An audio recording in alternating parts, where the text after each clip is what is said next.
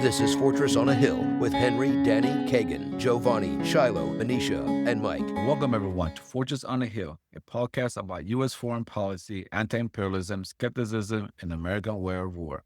I'm Giovanni. I'm joined with my co-host, Henry. Thank you all for being here today, for joining us today. Henry, how you doing today?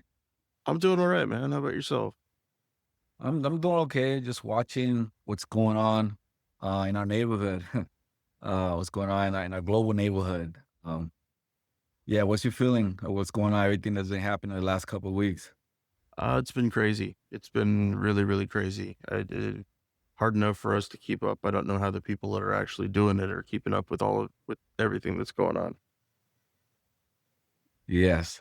So I want to talk to you about something. I want to talk to you about a country just 90 miles off the coast of Florida, where the pressure from U.S. Washington, from Washington is reaching a boiling point.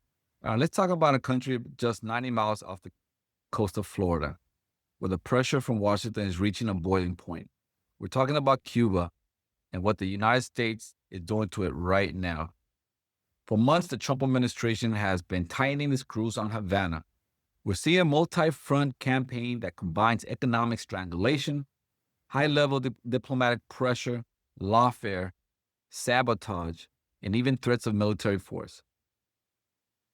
Apart from crippling economic blockade, Trump and Rubio have effectively imposed an oil blockade on the island, choking off fuel shipments. The result has been devastating, severe blackouts with people reporting as little as 2 hours of power per day, food shortages and food rotting due to a lack of refrigeration, a sanitation crisis, and collapse of the tourist industry, a key source of its income. Doctors report having to work on patients using only the lights of the cell phones. Cuba's renowned medical system has 100,000 Cubans waiting for surgery, nearly 3,000 dialysis patients with disrupted treatment schedules, and 300 out of its 395 native-produced medicines unavailable due to a lack of chemical components blocked by the sanctions regime. Cuban officials report that even the survival rate of children with cancer has dropped due to the shortages. Infant mortality has spiked in a country that had the lowest infant mortality in the hemisphere. Despite all this, Cubans persevere and show resilience. Cuba has been living under U.S. sanctions since 1961, and between the first Trump administration and the second one, sanctions on top of sanctions have been mounting on the small island nation of 11 million people. This is what Trump calls a maximum pressure campaign, and the intention is to squeeze and suffocate his people into submission, to a point that either the economy totally collapses or social disturbances arise to overthrow the government. And why? For carrying out a successful socialist revolution 90 miles off the coast of the United States, for standing tall in its sovereignty and self-determination, and for refusing to submit. After the American attacks on Venezuela on January 3rd, kidnapping of its sitting President Nicolás Maduro and his wife and first combatant Celia Flores, Trump declared Cuba an unusual and extraordinary threat to U.S. national security and foreign policy. Trump cut all oil shipments from Venezuela to Cuba and threatened any other nation with tariffs if it gave oil to Cuba. Americans lose their minds if gas prices go up. Try having no oil in your country because another country is blocking it. A military buildup is currently underway. In each state, threats of military actions is coming out from the White House. Cuba wants peace, but with peace with dignity. The U.S. demands submission or war. I recently traveled to Cuba as part of the larger national delegation organized by the National Network on Cuba. The delegation was called the Mayday Brigade, and we went to deliver much-needed medical aid and school supplies to medical facilities and schools. There we joined hundreds of delegates from all over the world, from several countries in the Americas, including delegations from Canada, Mexico, and Brazil, from European countries, including the UK, Germany, Sweden, Greece, and Italy, and delegation coming from as far as South Korea and South Africa. All came to show solidarity, render solidarity aid, and reject the American cruel, ruthless, illegal, inhumane, and unconscionable blockade. I will do a report back on my experience in Cuba with some fellow delegates who went with me at a later time. But today, I plan to publish a report back recorded from fellow brigadista out of Detroit. I'm republishing a recording from Shay, a Detroit-based community organizer, storyteller, and host of the podcast Radical for Good. Shay traveled to Cuba as part of the May Day Brigade, delivering medical aid and school supplies while learning from Cubans about sustaining resistance, especially around food sovereignty, which connects directly to her mutual aid and urban gardening work back in Detroit. In this episode, she shares what she witnessed, what she learned, and why solidarity with Cuba matters today more than ever.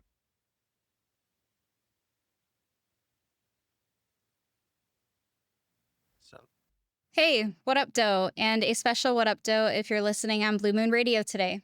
Welcome to Radicals for Good, a podcast about the quiet revolutions unfolding around us. I'm your host, Shay. We're here at Moondog Cafe, sending them gratitude for letting us use their space today. Radicals for Good is recorded on Wawiyat-Tanan, the lands of the Anishinaabe peoples, whose presence and resistance continue today. Detroit liberation is rooted in Black labor, Indigenous survival, and community love and protection. We acknowledge those whose resistance made and make our home and people possible. And because today's episode is specifically focused on the sovereign land of Cuba, we honor the resilience and resistance of Cubans and all Taino people. In this episode of Radicals for Good, we experience on-the-ground resistance to imperialism in Cuba. This episode is a collection of interviews with Cubans living on the island and international comrades showing solidarity for the May Day Brigade. I want to start off by clarifying our goals with this episode, which is 1, to dispel common misinformation about Cuba, 2, draw very real connections between Cubans and Detroiters, and 3, encourage action and solidarity with Cubans. Even though my perspective from living in the U.S. is very limited, being in Cuba gave me a chance to investigate narratives and define truth, as my comrade Leo would say. Hello, my name is Leonardo Palacio. I'm from Oregon, Portland, Oregon, which is unceded Chinook Kaupuya people's lands. I am Chicano, Indigenous, and Mexican, and I am in revolutionary Cuba. I think really I will quote from Comandante Ernesto Che Guevara when he said, "One must turn their love for humanity into concrete deeds, into concrete actions that inspire." I think that's something that everyone should learn and to take into heart, because love is a powerful tool. Love is something that guides and grows and empowers. And to leave it just in words and not deeds is, I think, something we can't afford to do right now because of all of the hate and violence that just perpetrates throughout the world. Professor Renzo Lorente said it best when he said, "I see revolutionary Cuba, with all of its shortcomings and flaws, as embodying, or at least striving to embody, a lot of the values and ideals that I think a really desirable human society ought to represent." Before we move any further in our episode, I want to define 2 terms: sovereignty and imperialism. Sovereignty is a self-governing state which allows for people to govern how they choose, free from intervention or interference. For example, closer to home, Wawiyat-Tanan, the land that Detroit sits on, was once liberated land, but then it was colonized by the French in 1701. Its original Anishinaabe people were slaughtered, enslaved, and their culture was stripped from them. The resources of the land were extracted and used for the colonial project that is now the United States. You may be familiar with food sovereignty. It's a similar concept. We create food sovereignty here in Detroit with our urban gardens. Free from interference, we grow what we want and we feed people as we see fit. And then there's imperialism. Imperialism is the extending power over nations through colonization, economic exploitation, and or cultural subordination. Hi, my name is Adi, and I'm from the German Youth Brigade, and I'm part of the Socialistic Democratic Students Association. Because our struggles are deeply connected, not only for Cuba, but also in the fight of US imperialism, which is basically destroying or trying to destroy the whole world. We are seeing it in Cuba, we are seeing it in Gaza, we're seeing the attacks on Iran and Lebanon, and obviously we need to fight this, and this is just possible if we do it all together. There are more than 900 military bases in all over the world from the United States. 160 of them are in Germany, so we have to close them all, because if we close them, the military bases, there's no way that they can do their wars. And I really hope to learn, the important thing is to learn from each other, from our common struggles, because I have noticed that many people are having this awakening moment that it can't continue like that capitalism, imperialism, exploitation is really dangerous and it's not gonna bring us forward as humanity. Cuba is a sovereign land because it's free from the United States' master plan for the world. Many countries throughout the globe find themselves trapped inside an extractive system where the U.S. and its imperial allies conquer and assert their own will over the land and the people who occupy it. My name is Iram. I am born and raised in Havana. I am an official of the Cuban Institute of Friendship with the Peoples. I work specifically in the North American desk. Right now, we are, working with the U.S. delegation to the 19th International May Day Brigade.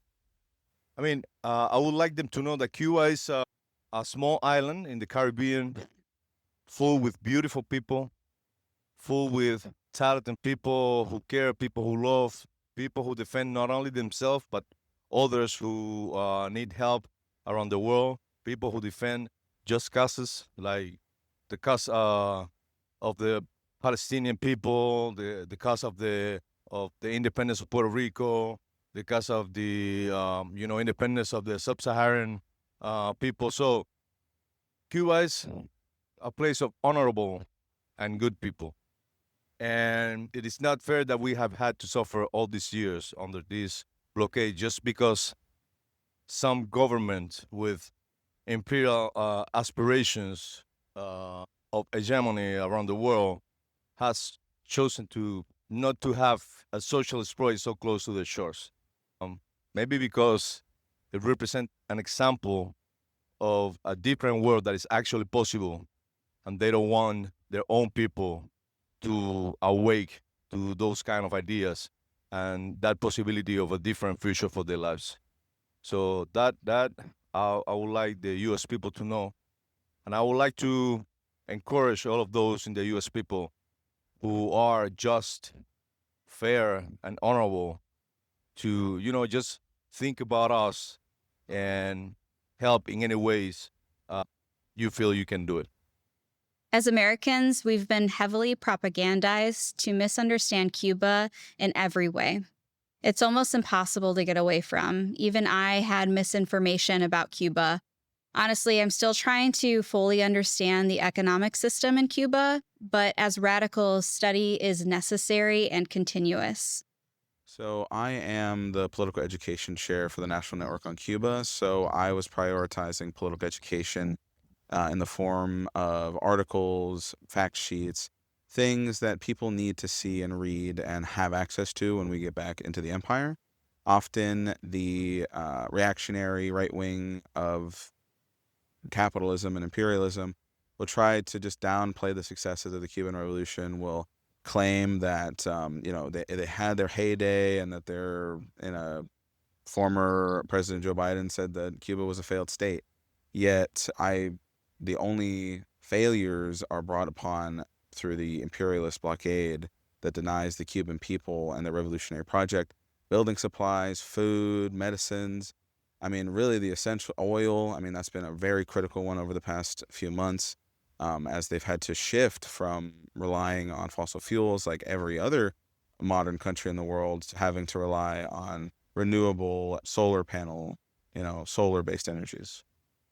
Hi, good day. My name is Camilo Ayala, and I'm from Mexico. The message I have for the United States youth is to motivate more support for the causes. The entire world, and I assure you, that is truly hopeful that the youth and the proletariat in the States take a deeper understanding of class consciousness and more collectivist consciousness in solidarity with the rest of the countries. We have a lot of faith in this, since we already know that you are a strong people, well organized, and interested in what is happening in the entire world. Fully committed, it is seen and displayed in every single person who has come here and is here today who come from the United States. I would encourage you to not believe in the Yankee propaganda that is surely consumed in your respective countries, that you allow yourselves the opportunity to learn more and investigate more the official propaganda through the news channel. The reality that is displayed to you is not how it truly is. If you have access to reality just as it is, the more avenues of information, I truly believe that the youth living in the United States and the proletariat youth that hold hearts that are determined to support the causes have great hope in these such dark moments that are happening. I believe that the entire humanity, due to the increasing of many conflicts around the world, there's a genocide in Palestine, these genocidal measures of the blockade here in Cuba. Without a doubt, the spirit and heart are willing to support noble causes that I see in the North American youth here, of who I am currently with and perceiving, which fills me with hope. So I have nothing else to say other than continue to inform yourselves, involve yourselves, and continue the fight. With great importance, the proletariat in the United States find themselves inside the monster of the empire are our greatest hope. I spent 2 weeks in Cuba as a part of the 19th International May Day Brigade, where more than 250 of us across the globe, representing 156 countries and 5 continents, broke the blockade and stood in solidarity with the people of Cuba.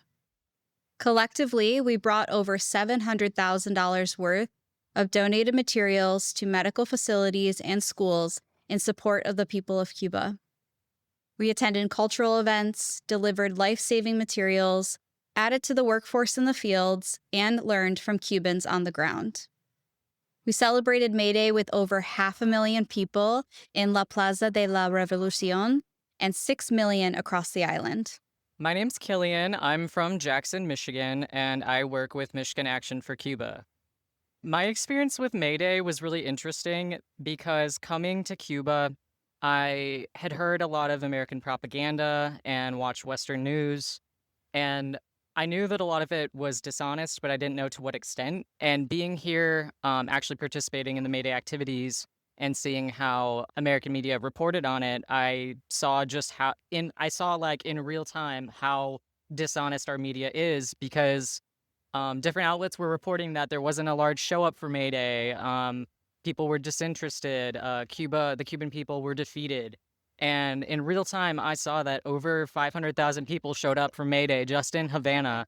66% of the Cuban population signed signatures saying that they oppose war on Cuba and they stand with their government. And so it was really life-altering to see that in real time. May Day is an international holiday that celebrates the accomplishments and contributions of workers. In liberated lands, May Day is a celebration. In occupied lands, May Day is a struggle. So if you haven't heard of May Day, it might be because workers are not acknowledged or celebrated in your country. The Polish-German revolutionary Rosa Luxemburg said, "As long as the struggle of the workers against the bourgeoisie and the ruling class continues, as long as all the demands are not met, May Day will be the yearly expression of these demands." In Cuba, May Day is incredibly significant, deeply rooted in history, and celebrates workers' rights.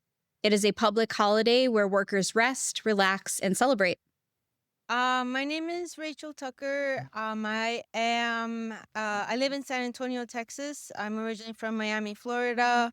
Cuban American, and I'm in the multiple organizations. My political home is Oppressed Revolutionaries for Worker Power. I'm also in About Face Veterans Against the War and others. You were just in May Day where people do not sleep the night before. They get off work. They go to march with the rest of their neighbors, and then they start dancing at 7 a.m., and it's not like I think that that's so beautiful, because it's just like resistance is not always just militancy, right? Resistance is community. Resistance is dancing. It's sharing and building relationships. In the US, May Day is usually a day where unions and activists hold rallies or protests to advocate for workers' rights, fair wages, and better working conditions. As you may know, Cuba has been under a blockade for 66 years from the United States. The Trump administration has intensified this blockade, which has made it increasingly more difficult for regular, everyday people to simply survive, citing the people of Cuba as an extraordinary and unusual threat. Rhetoric we see repeated about the people in many countries that resist U.S. imperialism. Let's get into a historic timeline starting in the 1800s. In 1823, the U.S. established the Monroe Doctrine, which essentially declares the entire Western Hemisphere off limits to foreign powers, particularly warning European colonization in the Americas. At the end of the 1800s, U.S. forces aided in the Cuban fight for independence from Spain.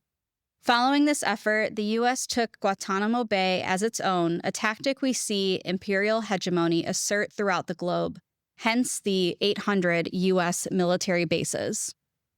During the first part of the 1900s, Cuba was mostly an independent island following the Spanish War with intermittent U.S. occupation.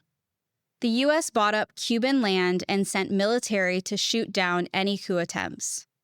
In 1933, Fulgencio Batista, a U.S.-backed dictator, seized control in a military coup by pushing Mikado out of power. Batista held control throughout puppet presidents until he became president in 1940 to 1944, and then he ran again in 1952. Under Batista, living conditions included landlessness, illiteracy, high mortality rates, and horrific working conditions for Cubans. But corporations and imperialists considered it a capitalist paradise. By 1947, the Cold War began. In 1952, expecting an electoral defeat, Batista organized another military coup and seized control of Cuba once again, establishing a de facto military dictatorship and suspended the Constitution of Cuba. For the next decade until 1959, Fidel Castro, alongside Che Guevara, Celia Sanchez, and other revolutionaries, attempted several times to remove Batista's dictatorship of the island. Throughout this time, the revolutionaries were imprisoned, many killed and exiled, but they continued training. On July 26, 1953, they stormed the Moncada barracks, and even though this was a failed attempt, the July 26 movement is commemorated and recognized as the spark of the Cuban Revolution. In 1956, Fidel and the rebels set sail for Cuba, but were quickly defeated and spent years forming a base in the mountains of Sierra Maestra. Finally, on January 6, 1959, after 2 years of warfare, Batista was defeated and fled the country. Fidel and revolutionaries walked into the cheers and rejoice of the Cuban people and established the Communist Party of Cuba.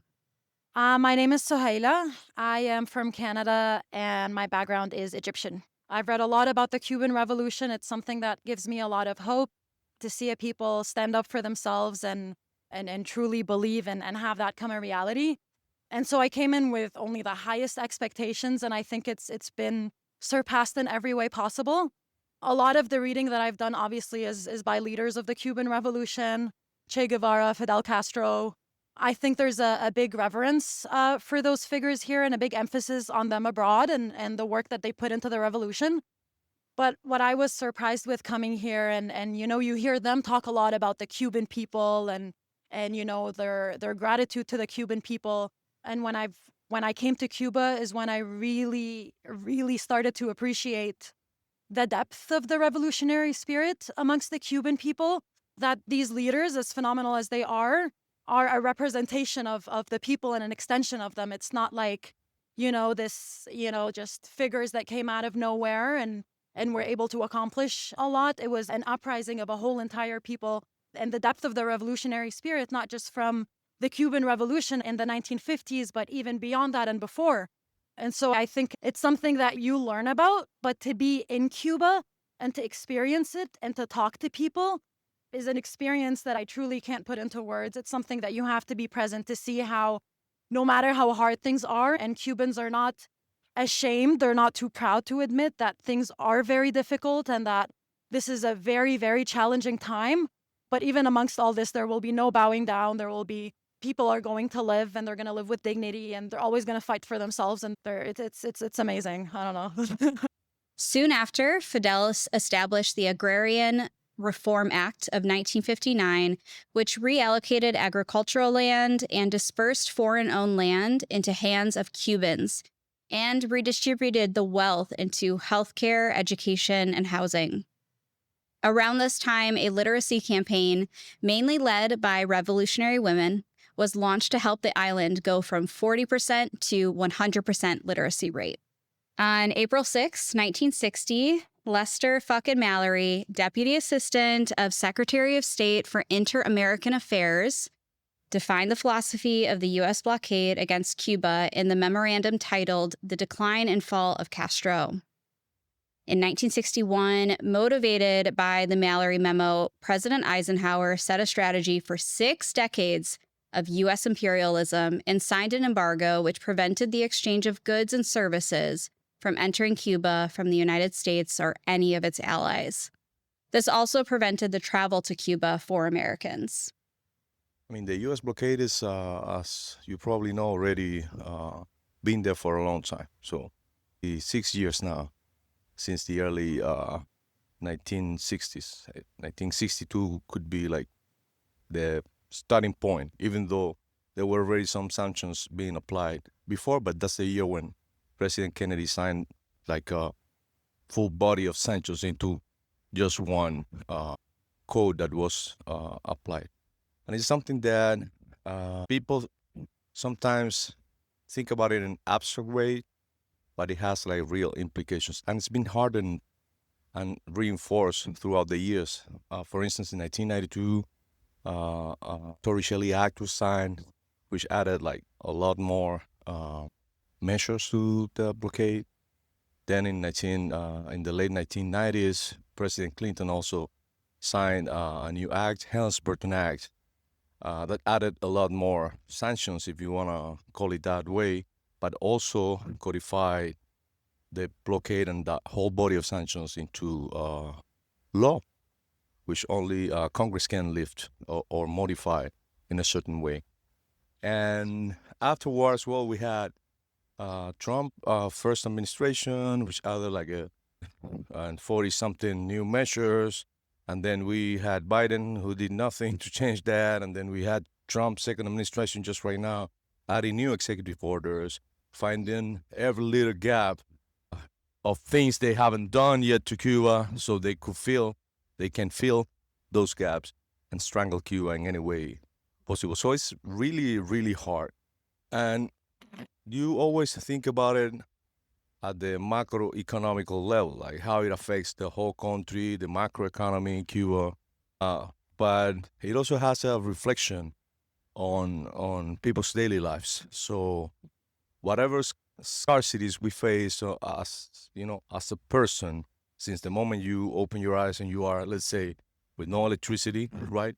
Or it is hard for you to put bread on the table, or if you're feeling bad and you go to the doctor and there are not the proper medicines to treat you. So these are like very specific examples on how it impacts on someone's daily life.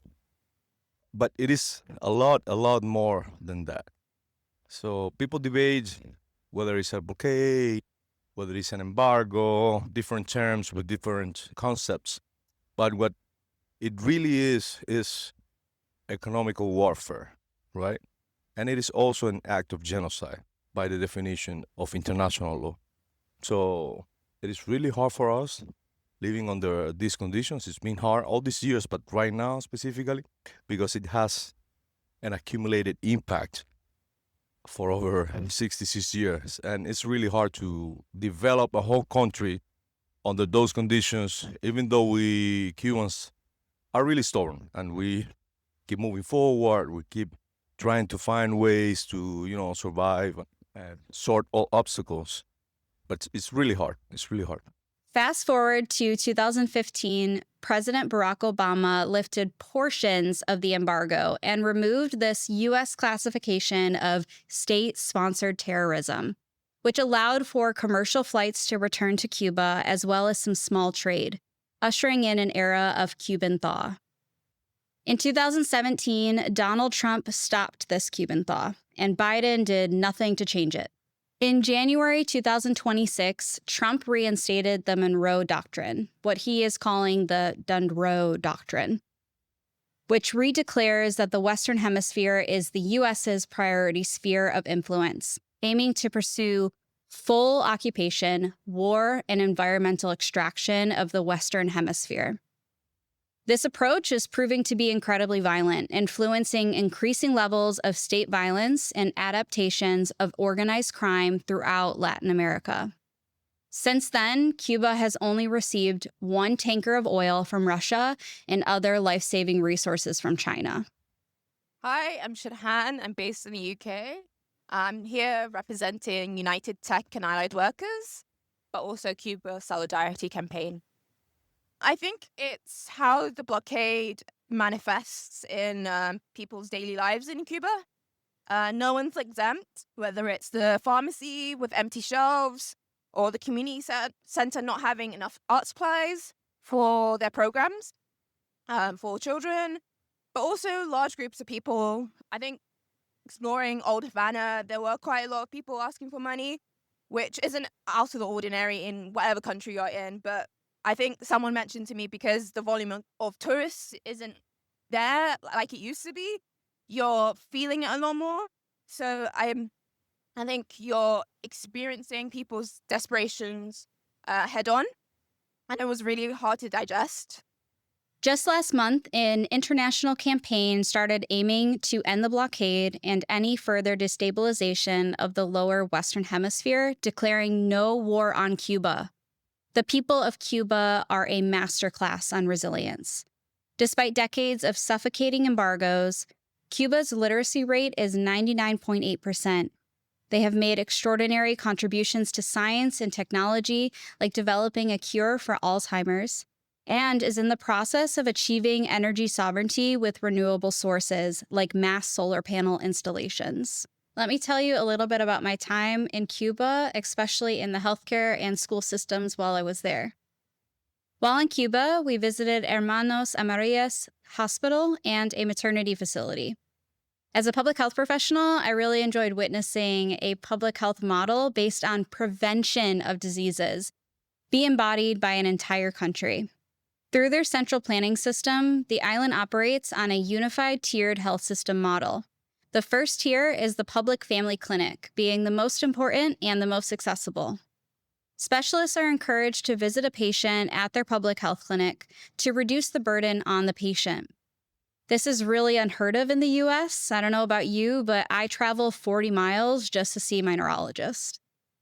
A care plan is curated for all patients regardless of risk level or wealth. Health insurance isn't needed. Everyone can access the healthcare system. It doesn't determine what kind of care you receive, and you can't be denied care because of that. We were informed by doctors that due to the blockade, life-saving medications and equipment are extremely limited. Unlike here in the States, patients are not denied a procedure that could save their life because of the cost. In Cuba, they are only denied because of the lack of equipment or medications. Cuba is known for their prestigious medical training and well-trained doctors that they send worldwide, as well as their contributions to science and technology. I often overheard a quote from Fidel: "In a time when the rest of the world is building weapons, Cuba is building doctors." Just waking up every morning and just go on, carry on with your life is an act of resistance against the U.S. blockade, because you have to face all these challenges I was just mentioning. The resistance shows in the fact that people, or most people in Cuba, because I don't want to, generalize, but most people in Cuba rather keep the struggle instead of yielding to the U.S. government interest, which is like the overthrow the Cuban Revolution. Yeah. Finding ways to sort different obstacles, like, if there is no specific medicine, for instance, people try green medicine, or they go back to, your grandparents' recipes to treat certain diseases with, herbs and things like that. Or, I don't know, in your workplace, if there is a certain spare part for an equipment that is broken, we Cubans find ways to, build a new one, or adapt something to it that it will make this equipment keep working. So many things like that. And it is also one of the main ideas our leaders have been sharing with us for the last, I don't know, 10 years, which is like not only resisting, but doing it in a creative way, right? So trying to find solutions to every problem we face, trying to find those solutions at home in Cuba instead of, trying to get them from abroad, because it is hard, because the U.S. blockade on Cuba has an international extent that affects not only us Cubans and our ability to relate economically and commercially with the world, but it also affects other peoples. Because, for instance, one of the things that are happening is that it is not just a blockade, right? It is a whole campaign designed to discredit Cuba internationally in many different fronts. And it's all part of the same thing. And for instance, one of the things the U.S. government has been doing since Marco Rubio is Secretary of State is that they have enhanced the media campaigns or social media efforts, and also official actions to discredit our medical missions abroad, right? And that, of course, has had as a result that many countries have decided to, just send the Cuban doctors back to Cuba and not having those services anymore. And that implies losses in terms of money for Cuba, because those are services that are commercialized and represent an income for our country. But it also affects the populations of those places who will be left with no medical attention. But because, Cuban doctors are going in these places to the most remote areas in which no other doctor chooses to be. So these people will be left with no medical care. That affects them. The blockade affects not only the Cuban people, but also the U.S. people. Yeah. So Speak a little bit louder, just with the engine. yeah, so there's a lot of things Cuba has, for instance, in biotech industry that could be helpful to treat diseases in the United States. And things you cannot access because of the U.S. blockade. U.S. citizens are not allowed to legally do tourism in Cuba because it represents an income for our country and a possibility to develop our economy. But that's a violation of your constitutional rights and freedoms, right? So it's many things. And resisting creatively, which is what we do on daily basis, is trying to find ways to sort like these big obstacles, but every little obstacles you find on your daily life. Like, hey, if I don't have electricity right now, or I don't have gas, how would I cook my meals? Well, we use charcoal, wood, whatever we can find. Even eye health is very important because it connects to the literacy campaign. If you can't see, you can't read. Fidel was very intentional about contributions to science and medicine, even donating his own blood and visiting scientists during the testing of vaccines. It occurred to me that true revolutionaries are extremely generous. True leaders do whatever it takes to take care of their people. This brings me to education. I mentioned earlier that Cuba's literacy rates are extraordinary. 99.8% of the population can read. In comparison, in the US, we only have a literacy rate of 79%. Hi, I'm Jessica Plicta. I'm with MAC. I'm also with Palestine Solidarity Grand Rapids and Grand Rapids Opponents of War. What I'm doing here today, I'm on the May Day Brigade with the U.S. delegation. My experience has been absolutely amazing. I've learned so much. I have so much to take back, especially with the Cuban schooling system. I have so much that I think should be implemented in the U.S. to center our children's learning, our children's mental and physical health. All children here have access to doctors, free health care, and for any disabilities, they have services provided for them for free and accessible. And so that's something that I think we need here in the U.S. and we need abroad. And so learning so much, doing so much for the Cuban people has been the greatest experience of my life. The intention around the literacy campaign launched in 1960 was the investment in people, recognizing that humans are a country's greatest capital. It was important to Fidel that people could lead themselves and participate in the political process fully. And the first part of that was that they needed to be able to read, with a special emphasis on reading land contracts, medical records, legal documents, and others, in order to have that self-sovereignty and dignity.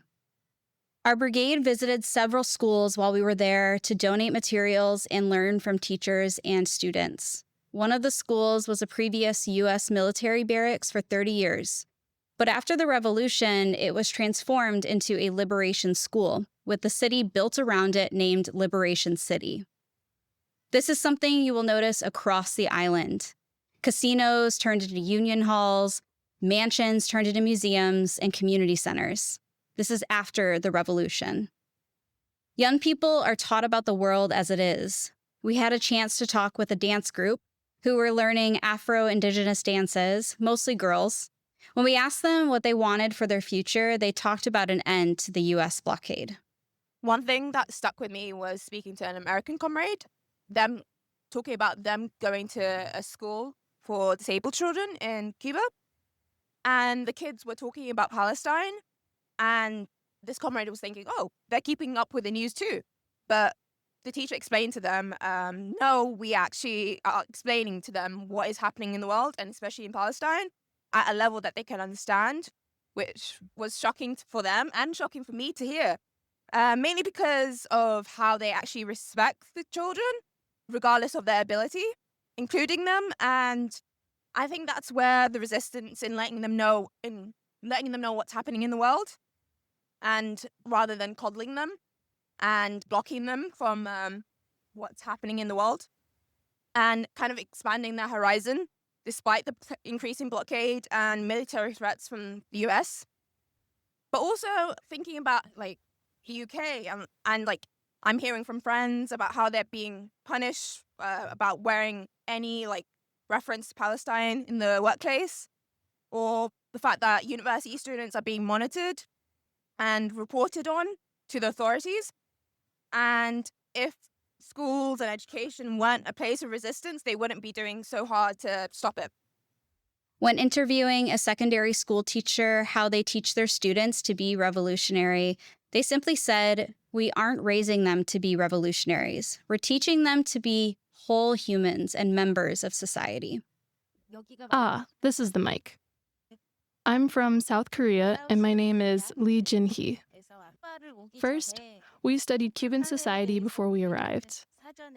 However, the information available was very lacking, especially aspects about peace and solidarity.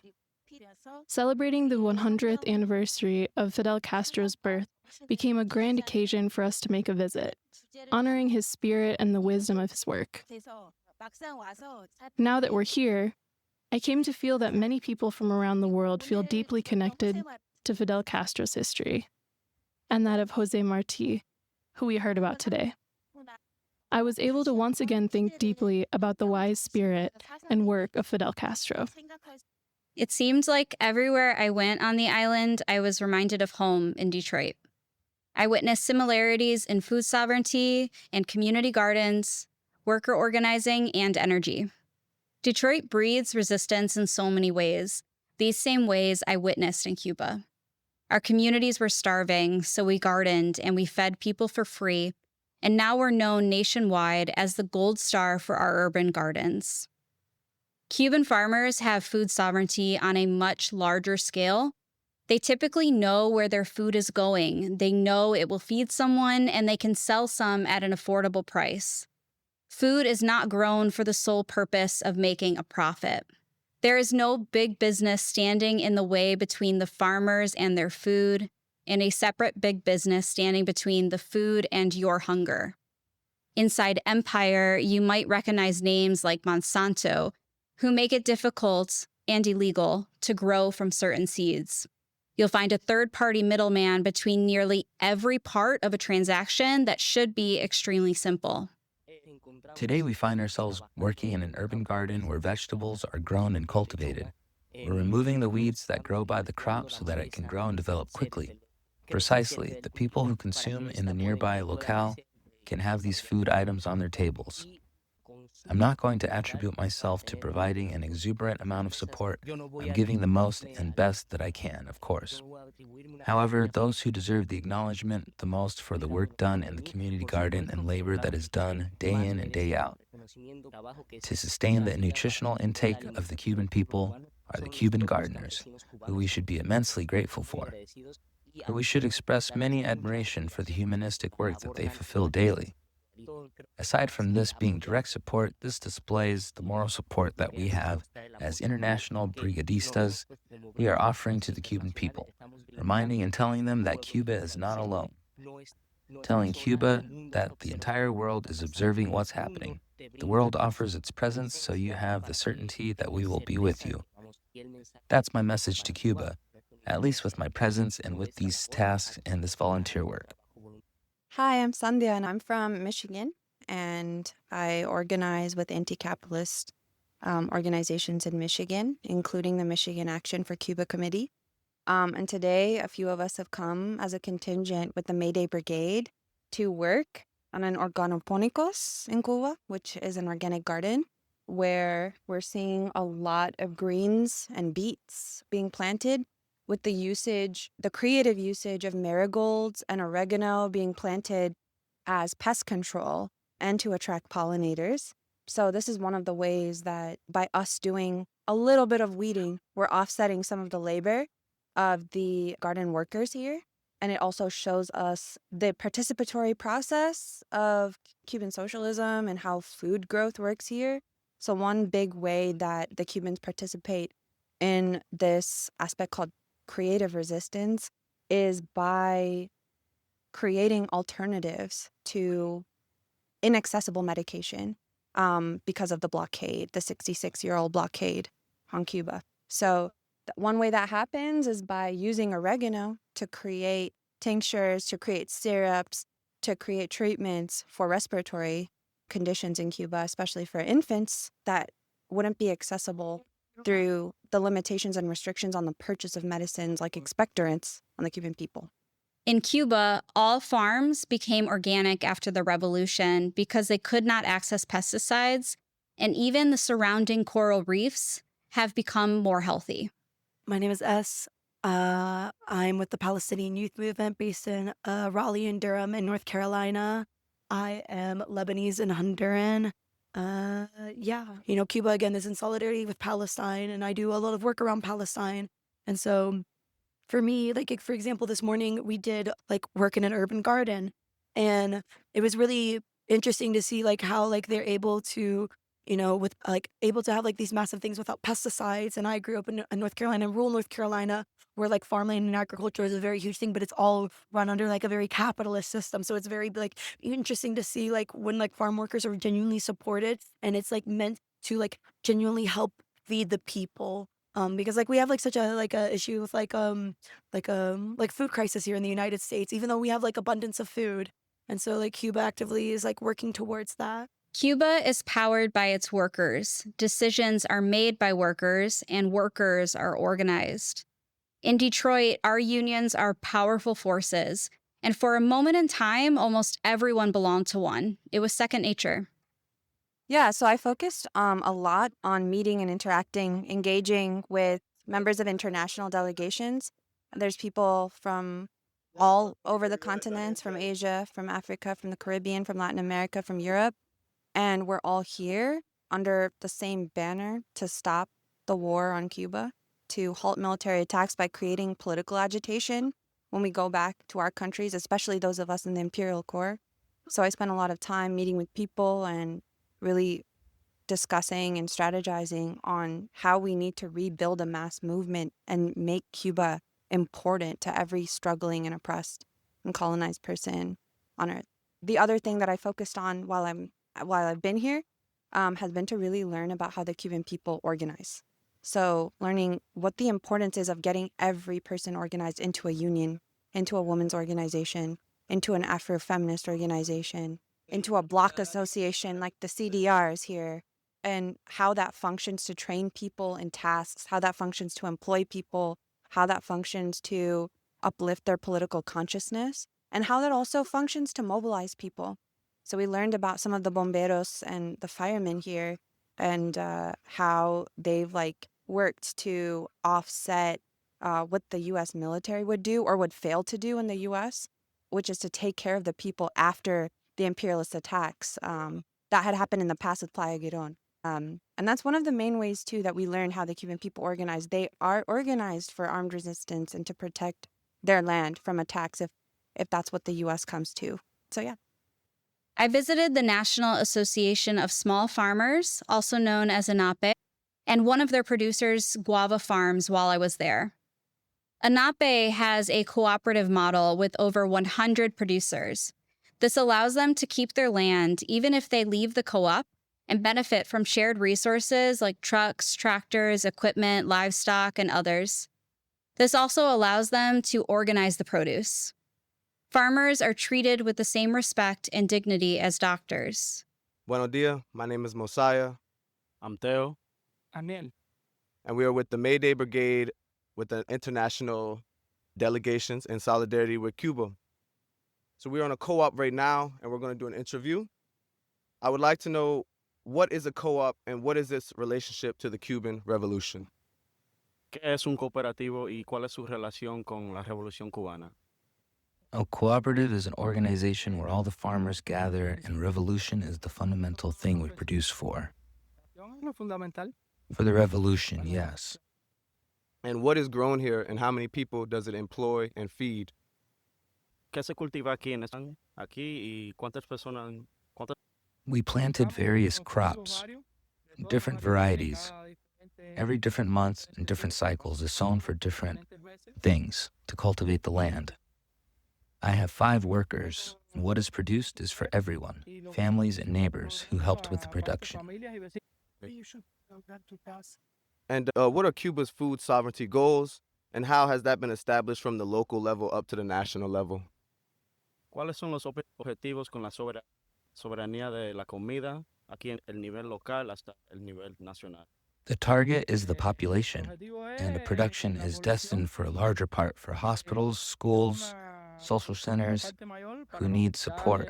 And finally, what would you say to farmers in the United States as a farmer in Cuba, in revolutionary Cuba? To support everyone who deserves it. Gracias, hermano. ANAPE reminds me a lot of the Detroit Black Community Food Sovereignty Network, working towards food sovereignty and supporting urban gardens across our city. Cuba is on a path to energy sovereignty, something that also very much reminded me of Detroit and something we can work towards in our city. After the revolution, Fidel made it a priority to improve the energy grid across the island, which was a major problem under Batista's reign. As of now, the energy grid covers 98% of the country. The solar, their energy system that Cuba is developing or has been developing over many years, but due to the recent intensification of the blockade and them not being able to have access to oil, they have had to really ramp up the amount of solar energy that they produce. It's just impressive what central planning does, because they have, first of all, they have like a 100-year plan for climate change adaptation and mitigation. And then they want to be, I believe it's solar, independent from imported fossil fuels by 2030, I believe. And then by 2050, have the whole island on renewable energies. And like that just gives me goosebumps to have that planning and that foresight. In 2014, 98% of energy was from imported fossil fuels.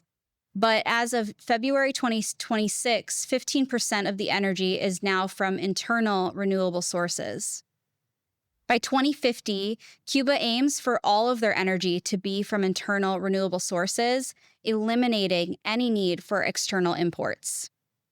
However, the Trump administration has made this goal a bit more complicated by signing a very recent executive order blockading any donations of solar panels and anything that could provide electricity. As Detroiters, we've been fighting for energy sovereignty for a long time, and it continues. DTE is the only electricity provider in the city, and it is unreliable, ranking in the bottom 25% of energy reliability in the U.S., and has some of the most expensive rates in the country. It's almost as if we have DTE imperialism. When preparing for my trip to Cuba, our leads kept saying, "Be prepared for rolling blackouts, and we may not have electricity for days at a time." And my response was, I'm a Detroiter. I'm used to it. Every time we have a storm or heat wave or freezing conditions, we experience blackouts due to aging infrastructure. It's not news that low-income, majority Black areas experience more frequent outages and slower repairs. Before Trump's second term, we seemed to be on a road towards more renewable energy in the city, as solar panel and wind projects were launching left and right, even groundbreaking entire solar neighborhoods.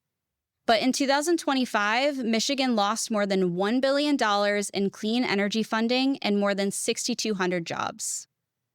However, fellow Detroiters, do y'all remember when we were left without streetlights in 2011, specifically in Highland Park, and a nonprofit started building solar paneled streetlights that operated completely without DTE? I do. I was a brand new community organizer at this point, and I thought it was brilliant. Neighbors determined to bring back the light completely off the grid, despite being buried in a hole by corporations. I know that project has evolved over the years, but I think it's a testament to our tenacity. Energy sovereignty is possible. A whole country is proving it. Their resolve, their integrity, dignity while fighting for your rights and to maintain your rights. We have a different fight in the U.S. because imperialism has not given us our rights, whereas in Cuba, they are maintaining their sovereignty. They're fighting for their self-determination as a socialist country. And in the U.S., we have to fight this system and turn it up in its head and seize the power into the hands of the working class. And so we have a long fight ahead of us, but Cuba shows us that it is possible. I say this time and time again, that, the Palestinian people woke us up, the Venezuelan people taught us how to fight, and Cuba shows us what's possible and why we must go forward. Cubans and Detroiters share many things. We are some resilient-ass people who cannot be bullied into compliance. Here are some ways that you can step outside of your comfort zone and continue learning and advocating for Cuba. These are also listed in the show notes. I'd suggest that you start off with reading We Are Cuba by Helen Yoff, and The Revolution Within the Revolution is also another great book. Check out Belly of the Beast. They are a film studio doing incredible work, getting inside Cuba and really telling the story of Cubans on the ground. Listen to The Revolution Within the Revolution podcast. Upstream Podcasts also does a really great series on Cuba, and the International Solidarity podcast. All good podcasts doing deep dives on Cuba. Get involved with the National Network on Cuba. And if you're in Michigan, come join me in our Michigan Action for Cuba committee. You can commit to solidarity with Cuba right now with the No War on Cuba International campaign. And if you feel compelled, donate materials or cash to upcoming brigades. The reality is that Cuba is under attack by the current administration, and now is the time to act. Cuba has a right to choose and defend their political system. Cuba is a country of peace, and they've made it very clear that they do not want war with the United States. If you are someone who cares about the sovereignty of land and people, lands like Cuba should be protected with all that we have. What happens to lands like Cuba will eventually happen to us all. As the late activist who spent her final days in the refuge of Cuba, Asada Shakur teaches us you should never let your enemy tell you who your enemies are. Thank you so much for sharing space with us today. Share this episode with someone and talk about it with your neighbors. And remember, the revolution may not always be televised, but it's likely in your own backyard or even within yourself. Thank you to all my comrades who helped with this episode. Money is tight these days for everyone. Penny pinching to make it through the month often doesn't give people the funds to contribute to a creator they support. So we consider it the highest honor that folks help us fund the podcast in any dollar amount they're able. Patreons is the main place to do that. In addition, any support we receive makes sure we can continue to provide our main episodes free for everyone. And for supporters who can donate $10 a month or more, they will be listed right here as an honorary producer, like these fine folks. Fahim's Everyone Dream, Eric Phillips, Paul Appel, Julie Dupree, Thomas Benson, Janet Hansen, Ren Jacob, and Helge However, if Patreon isn't your style, you can contribute directly through PayPal at paypal.me/Fortress on a Hill. Or please check out our store on Spreadshirt for some great Fortress merch. We're on Twitter and on Facebook.com/Fortress on a Hill. You can find our full collection of episodes at www.fortressonahill.com. Skepticism is one's best armor. Never forget it. We'll see you next time.